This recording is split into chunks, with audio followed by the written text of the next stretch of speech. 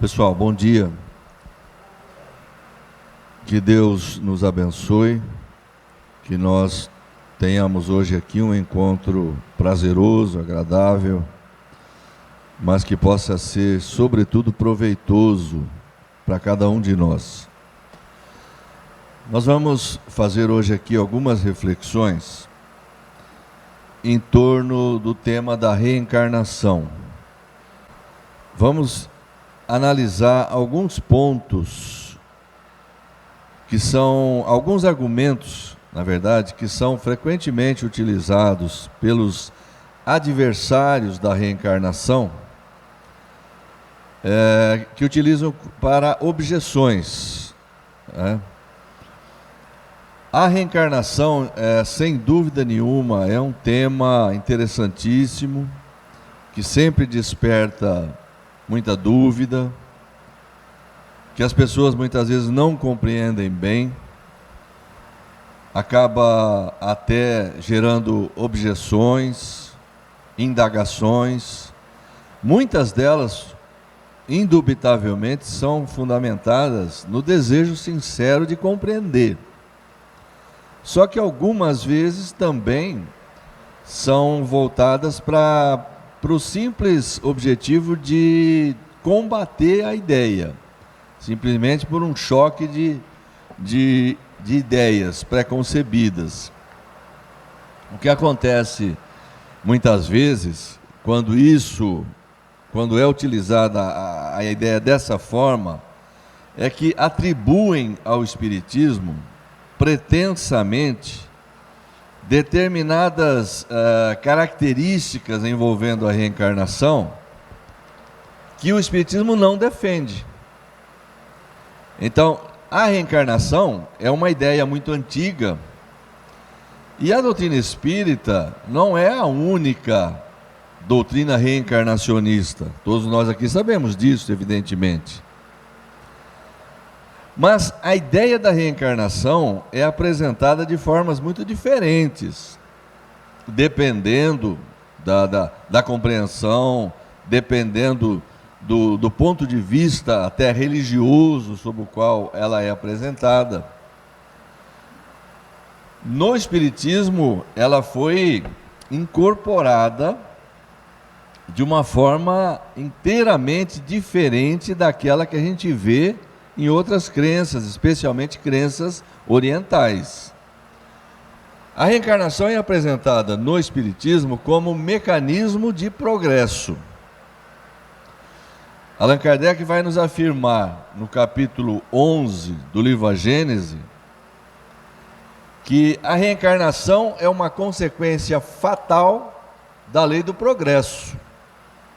Então, a diferença básica, fundamental, entre o modelo apresentado pelo Espiritismo e aquele que se vê em outras crenças, é que o Espiritismo propõe que a alma humana, partindo de um ponto zero de desenvolvimento, vai cumprir uma trajetória progressiva, ininterrupta, até atingir o grau máximo de aperfeiçoamento, até atingir o topo.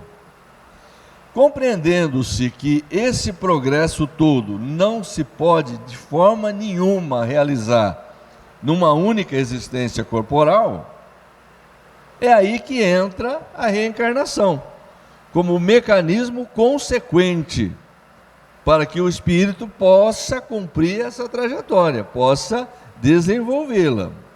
Essa é a ideia básica. Em contrapartida, as religiões cristãs tradicionais, que partem do princípio de vida única, com alma criada no nascimento da criança, ou às vezes, dependendo da crença, até na concepção, porém cumprindo-se uma trajetória, um período único de vida terrena, extinguindo-se este, é estabelecida uma destinação definitiva, julgando-se a alma e encaminhando-se para o inferno ou para o céu. Essa ideia implicaria em que o que a alma tem que fazer, ela teria que fazer num curto período de vida aqui na Terra, que pode durar 20 anos, 30, 40, 50, 80, pode durar 5, pode durar 2 meses. O que é que pode fazer uma alma numa vida de 2 meses, ou de 10 anos, ou de 15 anos, ou de 100? Nós sabemos que o progresso realizado pela criatura humana em cada encarnação é basicamente insignificante. É muito pequeno esse progresso. Então nós necessitamos, sem dúvida nenhuma, de uma série enorme de experiências corporais, para que aquele objetivo do aperfeiçoamento se possa cumprir, né?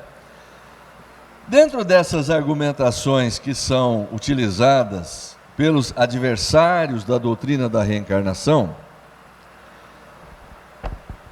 há um deles que é muito insistentemente utilizado, especialmente pelos religiosos.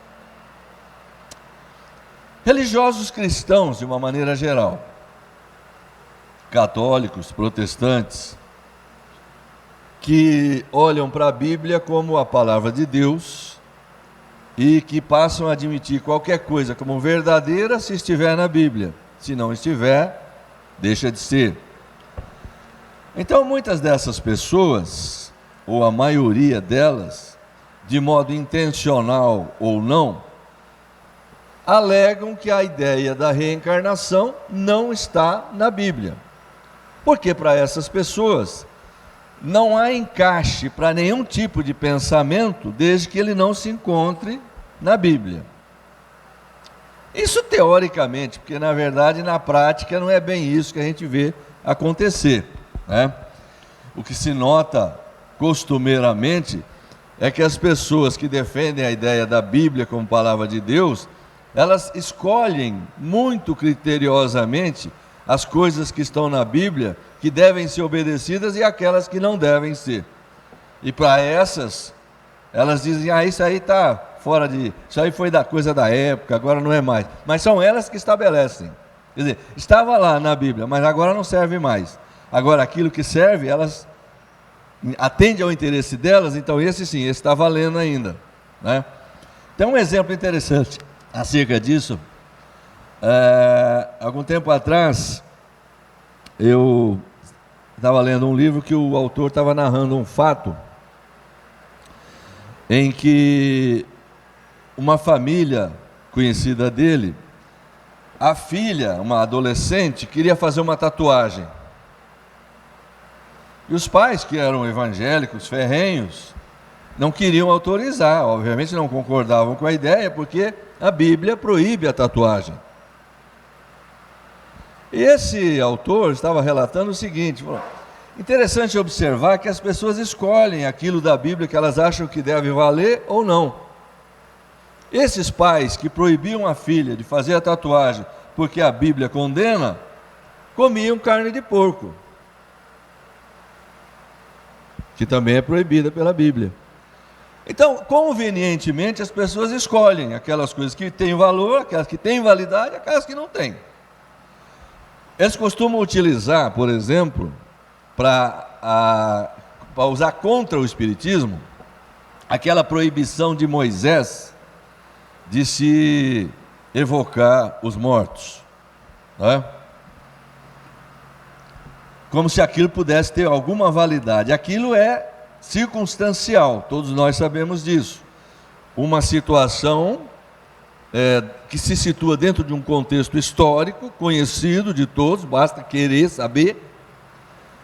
Moisés liderava um grupo de judeus, um grupo enorme, que saíam do Egito, onde eles haviam crescido, se educado, dentro de uma série de costumes, de rituais, de adoração, onde se praticavam certas coisas que Moisés pretendia tirar dos costumes deles e evitar que eles dessem continuidade àquilo.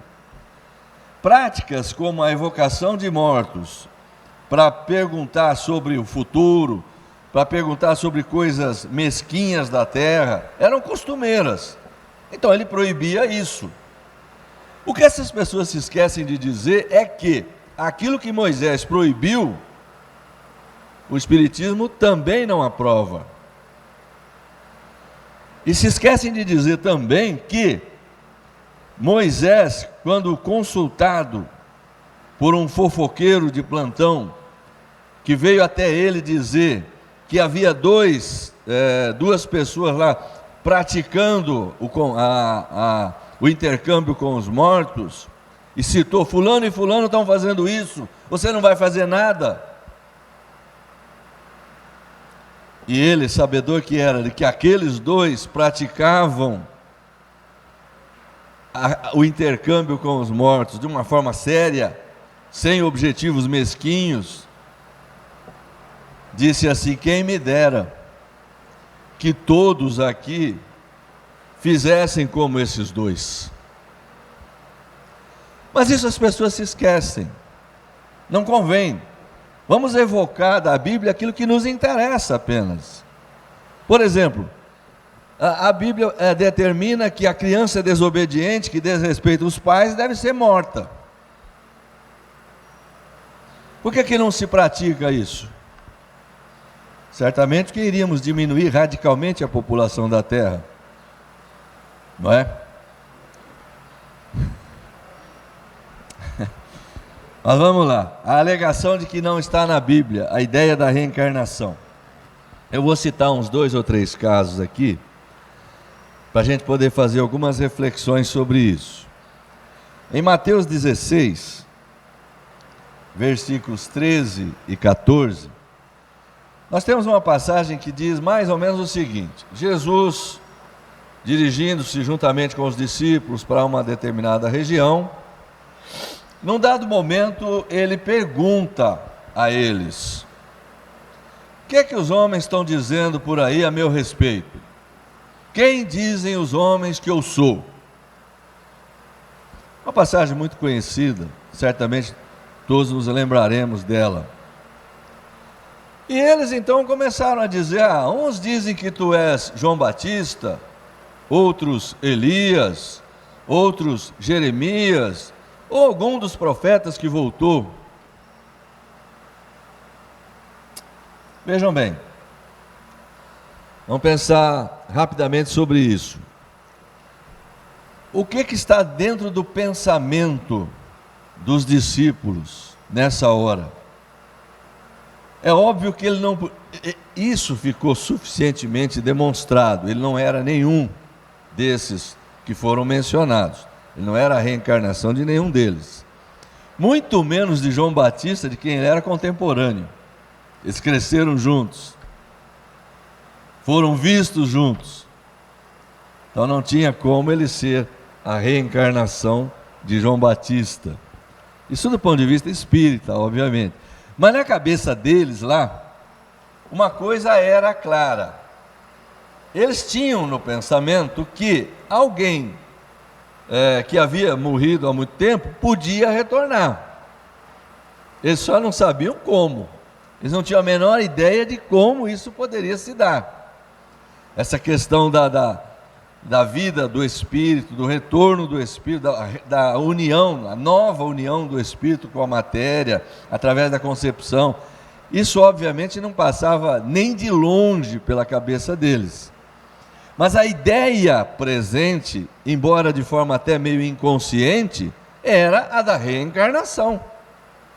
É óbvio que a reencarnação implica a volta, do ponto de vista espírita, implica a volta do espírito ao corpo, para uma nova experiência corporal, com a finalidade de crescer, de se desenvolver. Há um novo corpo, especialmente formado para isso. Em apoio a esta passagem, em complemento a esta, vale lembrar aquela que vem no capítulo seguinte de Mateus, no capítulo 17, versículos de 10 a 14, que é onde se narra aquele famoso episódio da transfiguração de Jesus. Sabemos, evidentemente, todos nós, que foi um acontecimento em que Jesus se transfigurou, suas vestes ficaram resplandecentes, e apresentaram-se ali de forma bastante clara, bastante visível, duas figuras históricas que foram reconhecidas até pelos discípulos que estavam com ele ali: Pedro, Tiago e João.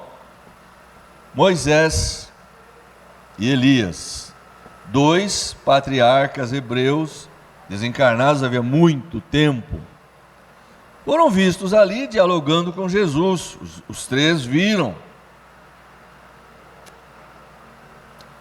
Na descida do monte, porque isso se deu no alto de um monte, eles, certamente tocados pela lembrança, por terem visto a figura de Elias ali, veio à mente deles que nas Escrituras havia uma profecia, especialmente no livro de Malaquias, aqui no Velho Testamento, dizendo que antes da vinda do Cristo viria Elias.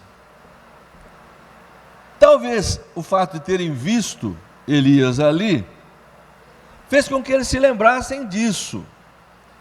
E ao descer o monte com Jesus, depois do episódio se haver encerrado, eles perguntaram a ele: mas não dizem os escribas que era preciso que Elias viesse antes? Você não é o Cristo? Antes do Cristo não tinha que vir Elias? Cadê ele?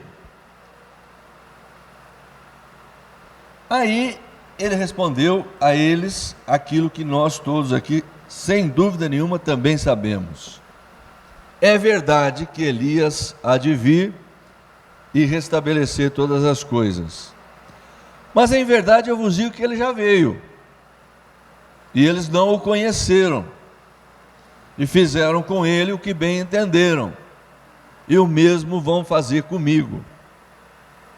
Não são estas exatamente as palavras que ele se utilizou, porque ele normalmente se servia de uma expressão, de acordo com o que está aqui nos registros evangélicos. Muitas vezes referia-se a si mesmo como filho do homem. A mesma coisa vão fazer com o filho do homem. Ou seja, com João Batista eles já o haviam degolado. E com Jesus eles iriam sacrificá-lo, e ele obviamente sabia disso. Mas o que é que importa aqui nessa passagem? Cadê o Elias? Ele não tinha que vir primeiro? Já veio, não conheceram, fizeram com ele o que bem entenderam. E aí nós temos a frase textual aqui do evangelista, que diz assim: e os discípulos entenderam que ele falava de João Batista. Agora, por que não o conheceram? Ele já veio e não o conheceram. Por que não o conheceram? É óbvio, Elias, pelas narrativas bíblicas, e certamente todos também sabemos disso, não morreu. Elias foi guindado aos céus num carro de fogo. Elias era um homem, ele tinha uma aparência, ele se havia apresentado ali, certamente com aquela aparência que ele tivera como Elias. Nós sabemos que reencarnação é a volta do espírito a um novo corpo, que não tem nenhuma relação com o anterior. Por que Jesus diz, ele já veio e não o conheceram? Mas é claro que não o conheceram. João Batista foi visto criança ali, ele cresceu ali. Que relação poderia ter com Elias? Dizem até os mais fanáticos religiosos, e é verdade que está escrito aqui na Bíblia, que perguntaram a João Batista: você é Elias? E ele disse: não, eu não sou. E usam isso também como argumento. Ora, qualquer um de nós aqui também sabe que quando nós reencarnamos, existe uma coisa chamada esquecimento do passado. Raramente as pessoas têm algum lampejo de lembrança Então era óbvio que João Batista, não sendo um espírito puro, não sendo um espírito perfeito do mais alto grau, Jesus sim. Jesus, se fosse perguntado, ele saberia dizer se ele tinha sido ou não tinha sido quem quer que fosse, porque ele sabia o tempo todo quem ele era, de onde ele vinha e o que ele estava fazendo aqui, na condição de espírito puro, mais alto grau. João, ainda não. João, ainda não. Então vamos pensar direitinho nisso. Ao ser perguntado, você é fulano? Não, não sou. É lógico que ele não sabia. Eu prefiro ficar com a informação de Jesus. Não sei vocês, mas a informação de João não me interessa. Ele não sabia quem ele era. Como nós aqui, se perguntados, você foi Armando Nogueira da Silva na outra encarnação? Você vai dizer que foi? Alguém aqui vai saber? Alguém aqui sabe? Não sabe. Raramente você vai encontrar alguém com algum lampejo de lembrança. Acontece, mas é coisa muito rara, mais excepcional do que regra. Eu prefiro ficar com a informação de Jesus. João disse que não era, mas Jesus disse que era. Quem é que sabia mais? Então, está aí claramente colocada, só não vê quem não quer, por interesses outros, a ideia da reencarnação. Onde? Na Bíblia. Temos ainda uma passagem célebre, narrada no Evangelho segundo João, aqui, no capítulo 3, versículos 1 a 12, que é aquele célebre episódio do senador judeu Nicodemos. Todo mundo também vai se lembrar dessa. Essa aqui é sempre muito lembrada, eu não vou nem me deter muito em torno dela, porque ela é sobejamente conhecida. Nicodemos era um fariseu, um judeu, membro do Sinédrio, portanto um homem de projeção, que se interessava de alguma forma por ouvir falar por Jesus. Ele ouvia falar, né, daquele profeta que andava por ali, sobre as coisas que ele andava fazendo, as coisas que ele andava dizendo, e isso obviamente acabou despertando nele, Nicodemos, que provavelmente já tinha algum grau de espiritualização um pouco acima dos demais, um interesse muito agudo, um interesse muito grande em conhecer, conversar com aquele profeta, com aquele homem. Mas o que ele fez? Temeroso do julgamento dos seus pares, porque ele tinha uma certa posição na sociedade judaica, era um membro do Sinédrio, um senador judeu, fariseu, um mestre, um chefe judeu, digamos assim. A narrativa de João é explícita. Ele foi ter com Jesus à noite. O que isso dá a entender? Para ninguém ver, às escondidas, temeroso do que os outros iriam falar, é óbvio. E travou-se entre eles um diálogo muito conhecido, um célebre diálogo, através do qual a narrativa de João começa aqui por dizer assim, coloca na boca de Jesus as seguintes palavras: em verdade vos digo que não poderá ver o reino de Deus senão aquele que nascer de novo. O homem não poderá ver o reino de Deus senão nascer de novo. Nicodemos ouviu essa informação, matutou, não passou pela cabeça dele. Exatamente por aquilo que nós já falamos antes, eles não conseguiam entender como é que alguém poderia voltar. Eles achavam que podia, mas como? Aí ele perguntou, aproveitou a oportunidade e perguntou, mas como é que isso pode ser? Como é que pode nascer de novo um homem, sendo ele já velho? Poderá ele, porventura, tornar a entrar no ventre da sua mãe para nascer outra vez? Veja que essa narrativa de uma forma bem explícita, mostra que ele entendeu que se tratava do renascimento carnal, ou não?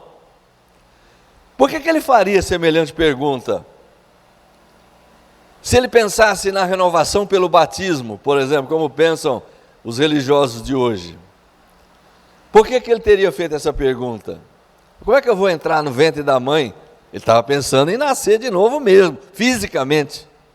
Renascimento carnal. Aí Jesus percebeu a dificuldade, obviamente. E entrou por um caminho mais simbólico.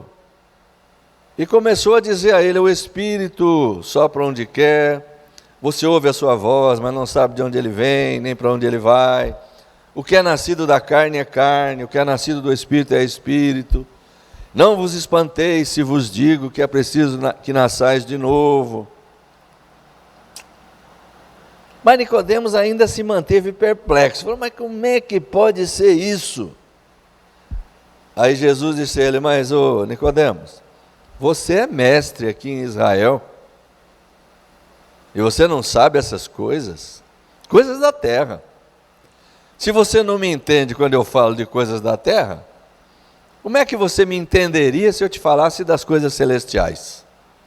E esse papo ficou por aí, porque não tinha como ter sequência. Pelo menos a narrativa apresentada é essa. A ideia da reencarnação está aí presente. Muito embora os religiosos insistam em dizer que esse renascimento do qual falava Jesus se devia à renovação moral pela qual o homem tem que passar para alcançar o reino de Deus. Isso se daria pela força da água do batismo, aquela coisa toda. Questão, obviamente, de interpretação, nós ficamos com a nossa. Existem na Bíblia alguns trechos que falam sobre reencarnação que são bastante explícitos, bastante objetivos, como esse, por exemplo, da descida do monte, que eu mencionei antes. Eles não requerem nenhum malabarismo interpretativo, eles são objetivos. Eles entenderam que ele falava de João Batista. Pô, não tem um texto mais objetivo que esse. Essa do Nicodemos, entenda como quiser. É preciso muitas vezes um pouquinho de inteligência, uma inteligência mais aguçada, para penetrar o simbolismo oculto por trás das palavras. E também está um pouco mais isento de ideias preconcebidas. A partir do momento que você examina determinada coisa com uma ideia preconcebida, o que você vai fazer é tentar encontrar naquilo ali uma sustentação para o seu pensamento, para a sua ideia. E a partir desse momento você não vai mais investigar com isenção. É isso que acontece sempre. Mas nós temos ainda no livro do Êxodo, e aqui eu vou ingressar. Vejam, eu vou mencionar aqui 1, 2, 3, 4, 5 passagens. Divaldo Pereira Franco disse já que ele encontrou na Bíblia mais de 30 citações sobre a reencarnação.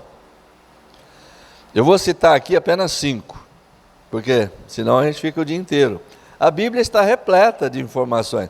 Apesar de terem tentado inúmeras vezes, das mais diferentes maneiras, cortar essas informações onde elas podiam ser cortadas, ou adulterá-las da maneira como era possível fazer para tirar a ideia da reencarnação. Eu vou dar um exemplo aqui para vocês. Êxodo, capítulo 20, 10 mandamentos. Ali nós temos uma passagem interessante, versículo 5, que diz assim: eu sou o Senhor, teu Deus, sou Deus zeloso, que visito a maldade dos pais nos filhos até a 3ª e 4ª geração. Vamos prestar atenção bem nisso aqui.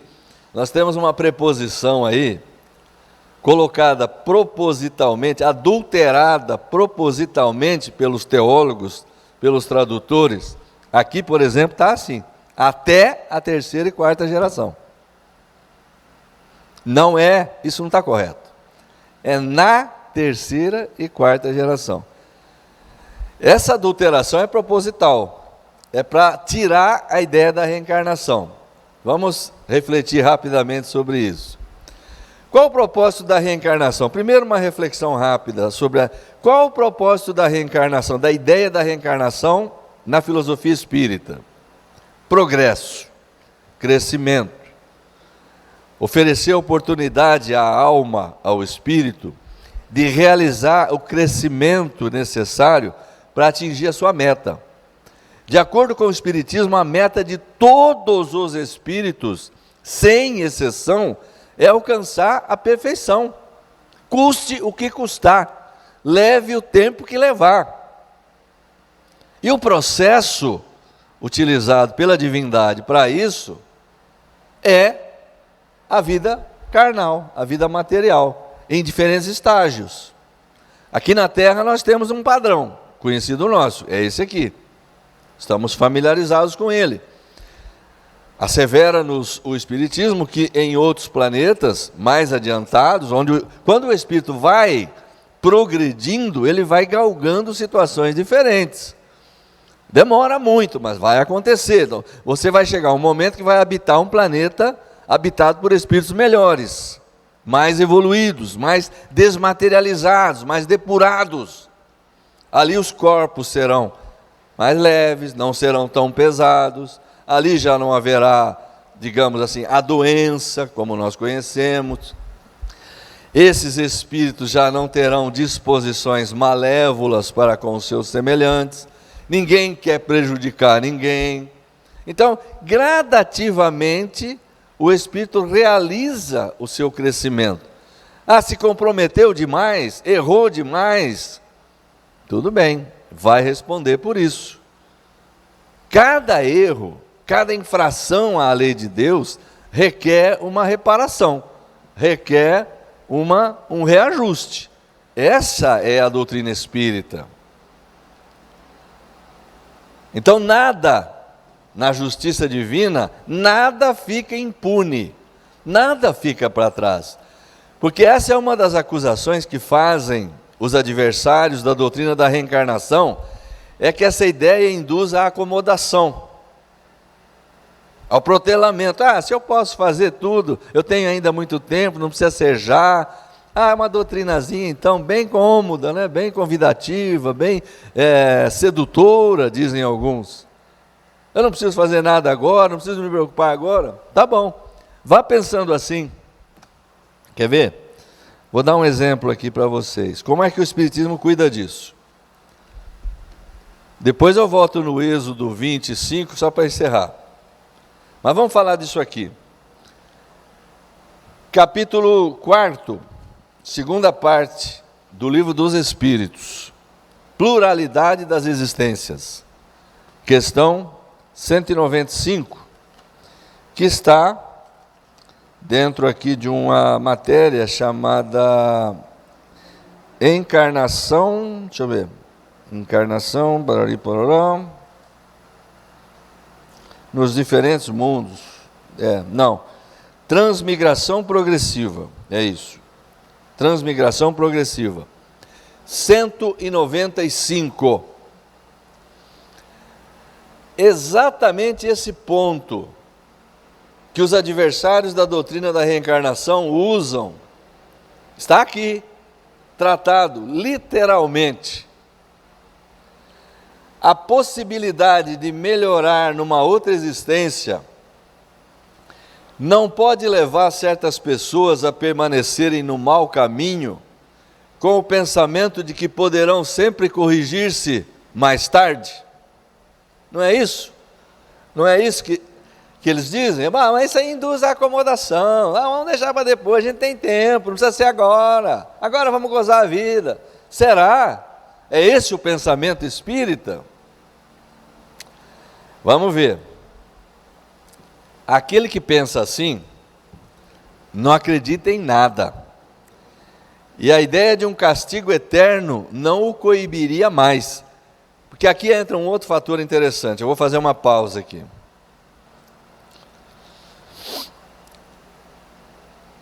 Os adversários da doutrina da reencarnação, obviamente, defendem a tese de vida única, unicidade da existência. Então aí o que acontece? É unicidade de existência e depois castigo eterno ou bem-aventurança eterna. Então, entendem eles que a ideia da reencarnação deixa a pessoa muito acomodada. Não tem castigo, né, Laerte? Não tem castigo, não tem inferno. A gente fala sempre isso, né? Não tem castigo, não tem inferno, então tranquilo, né? Então eles entendem que a ideia da punição eterna, a ideia do inferno eterno, ela é mais, ela induz a pessoa mais a coibir-se, a se melhorar, a agir de uma forma melhor. Então ela seria mais eficaz, no sentido de fazer a pessoa agir melhor, de medo do castigo eterno. O que está sendo dito aqui? Mas essa ideia de melhorar mais tarde não pode levar a acomodação, etc, etc. Aquele que pensa assim não acredita em nada. E a ideia de um castigo eterno não o coibiria mais, porque a sua razão a repele, e essa ideia conduz à incredulidade. O que acontece? O que acontece nos dias de hoje? A ideia de castigo eterno, de penas eternas, de inferno eterno, ninguém mais acredita nisso, isso não coíbe ninguém. Basta olhar para o que a gente vê aí, para a conduta das pessoas que dizem acreditar nisso, se elas estão muito preocupadas se elas vão para o inferno ou não vão. Isso não assusta ninguém.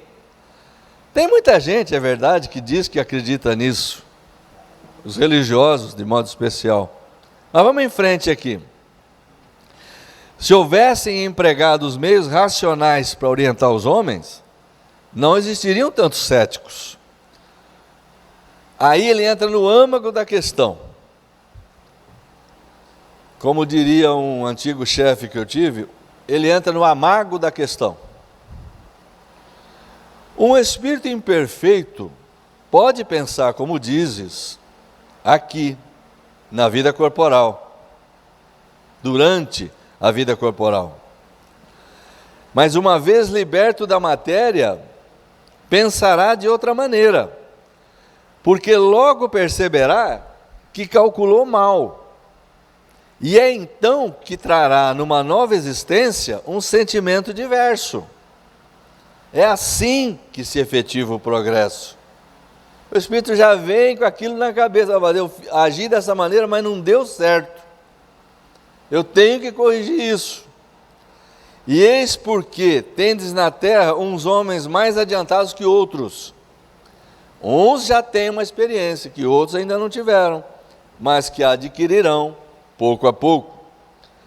Depende deles impulsionar o próprio progresso ou retardá-lo indefinidamente. À medida que o espírito vai entendendo isso, que ele vai percebendo que cada erro, cada imperfeição que ele ainda carrega, que não se esforça por se desfazer dela, vai acarretando dor, vai acarretando sofrimento, ele vai se esforçar por eliminar aquele problema, porque aquilo vai começar a incomodar.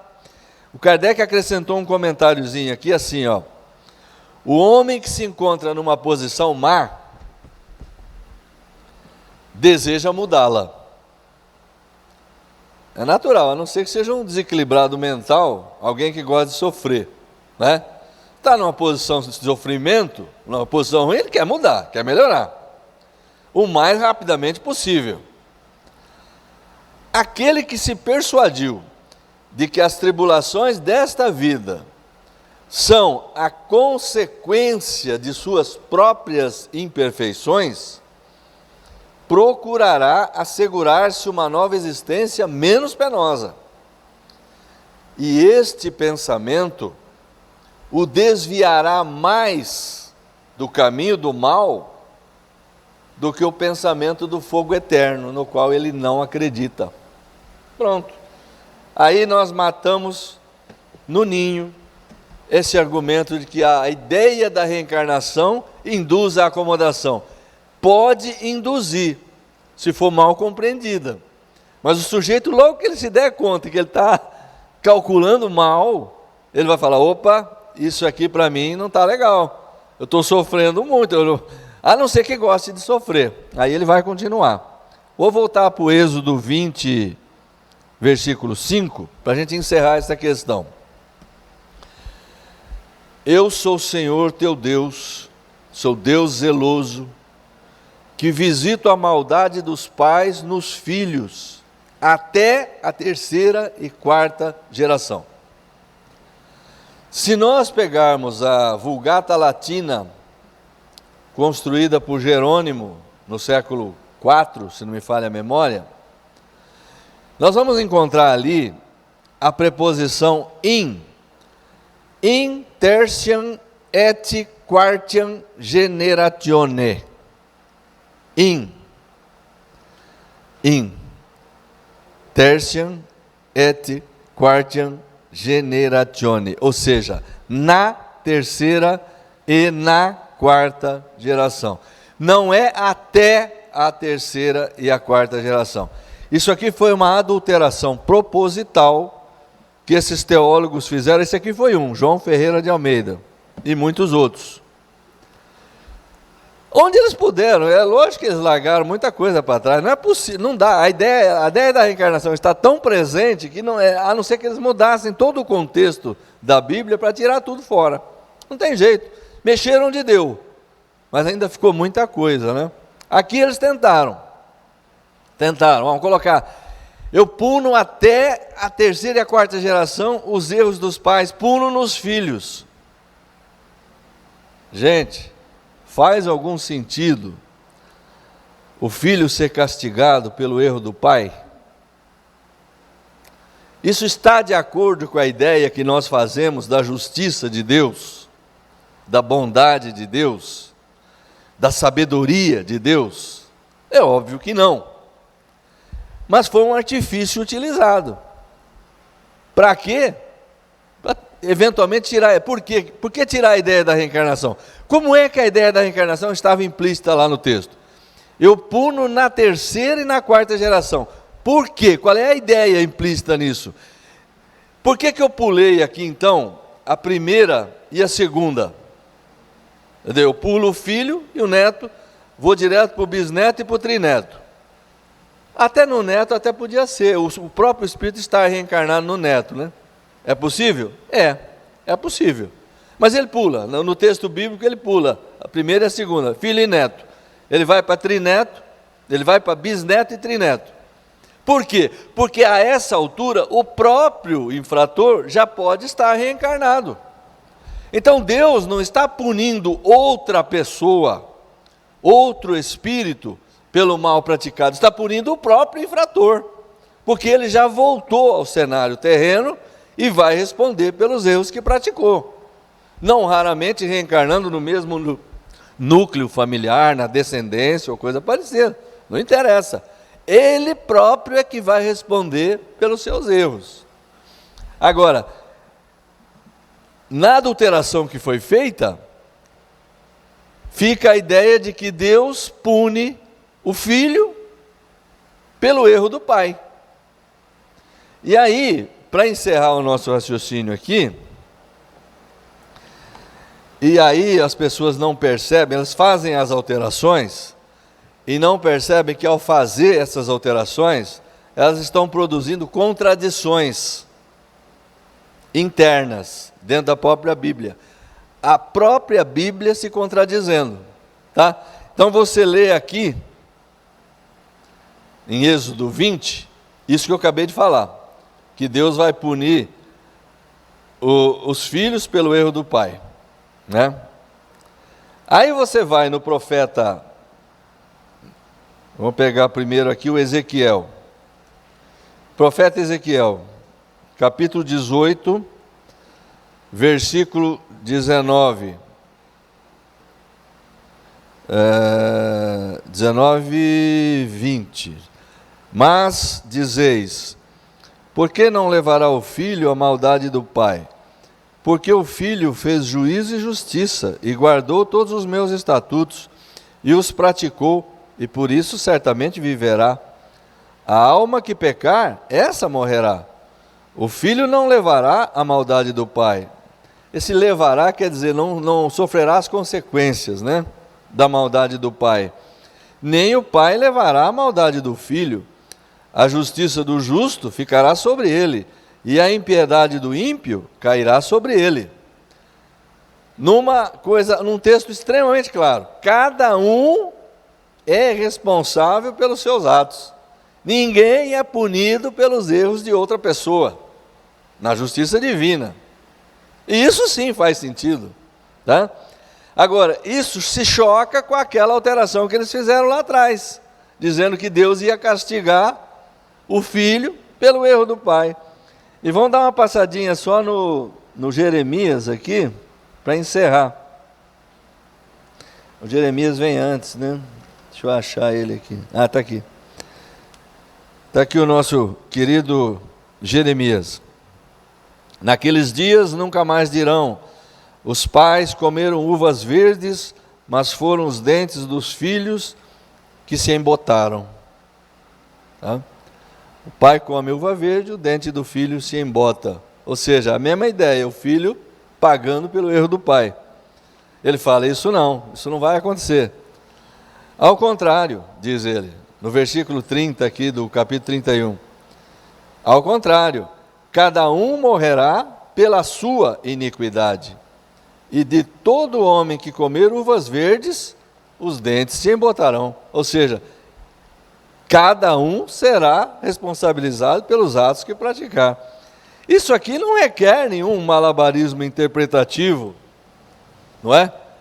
É um texto facilmente compreensível, não é?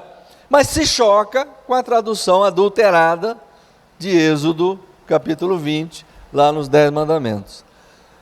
Então, meus amigos, finalizando, a ideia da reencarnação, dentro do conceito espírita, que pressupõe um mecanismo de progresso, de crescimento, é aquela que melhor se ajusta ao pensamento que nós fazemos sobre a justiça de Deus. É aquela que proporciona a cada um a oportunidade do crescimento, a oportunidade do refazimento, da recomposição, da recuperação e sempre continuar crescendo.